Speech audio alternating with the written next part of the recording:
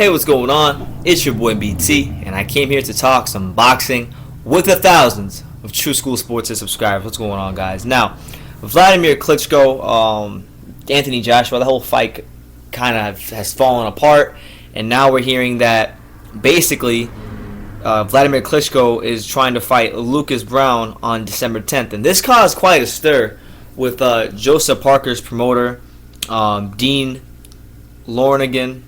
I think it's Lornigan. I think they say his name, Dean Lornigan. Anyway, it caused quite a stir at Jospeh Parker's promoter, and obviously the fight I want to see for Jospeh Parker is more so against Anthony Joshua than anybody else. But his promoter brought up some very good points, and this regarding the Klitschko thing. Here's what he had to say in regards to Wladimir Klitschko. He said, I quote, "I can see the Anthony Joshua versus Wladimir Klitschko fight falling over for a variety of reasons, and Klitschko is going to take the soft option of fighting in Hamburg against Lucas Browne." That just goes to show that Klitschko has passed it and he's shot. He had the opportunity to make a massive comeback and a massive statement against one of the young lions. If he passes on that fight, he also has the opportunity to take on the other young lion of the division in Jospeh Parker, but he's not. He's taking the softest option possible, and I think it's a disgrace that they couldn't finish that Joshua deal for the sake of boxing and his own credibility.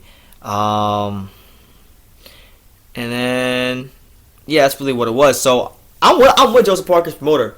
Obviously, the last sentence there, I really agree with it. It's where he said, I think it's a disgrace that they couldn't finish that Joshua deal for the sake of boxing and his own credibility. Like, boxing's in a place right now, guys, where, post Mayweather Pacquiao, there's a huge hangover here in America.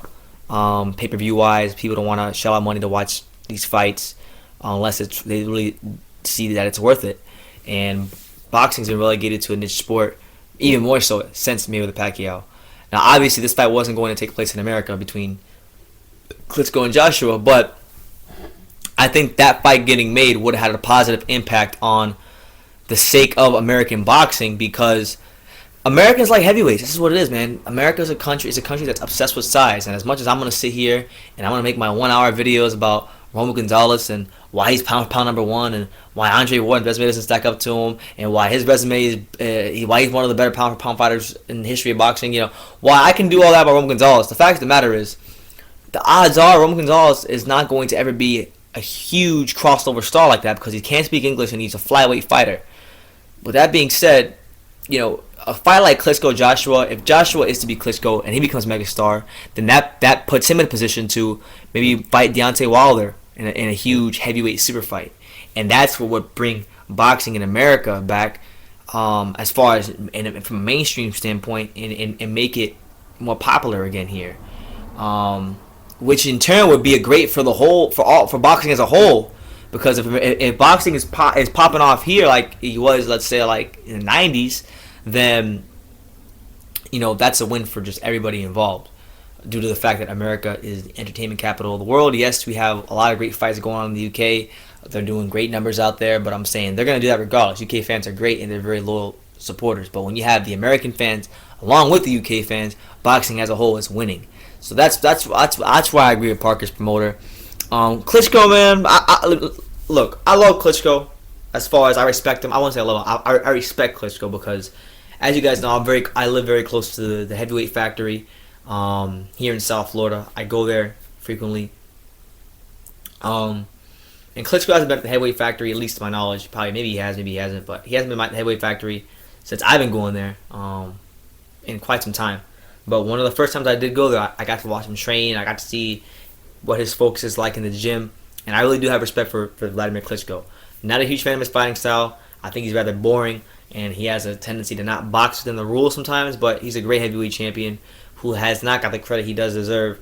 On my opinion, he did beat a lot of really good fighters such as Chris Bird, Lamar Brewster, Calvin, the boxing banker, Brock, just a ton of guys, man.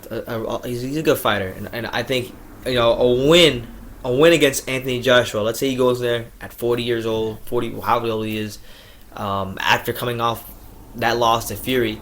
If he goes in there and he takes the oath from an undefeated Joshua, that I already think he's the 10th best heavyweight ever.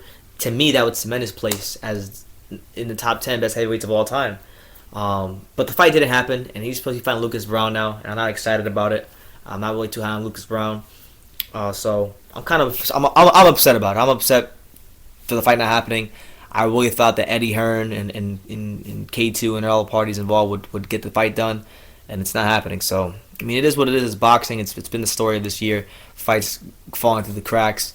Promoters telling us that the matches will be made, and for whatever reason they don't get made. So it is what it is, man. But let me know what you guys think. Do you think Wladimir Klitschko took the easy way out of this fight? Because he's past his prime and he's shot as a shot fighter, and that's why he's trying to fight Lucas Brown on December 10th. Let me know in the comments down below. Take the time to subscribe, and you can love me or you can hate me, but I'm just a kid from Dania. So until next time, take care, guys.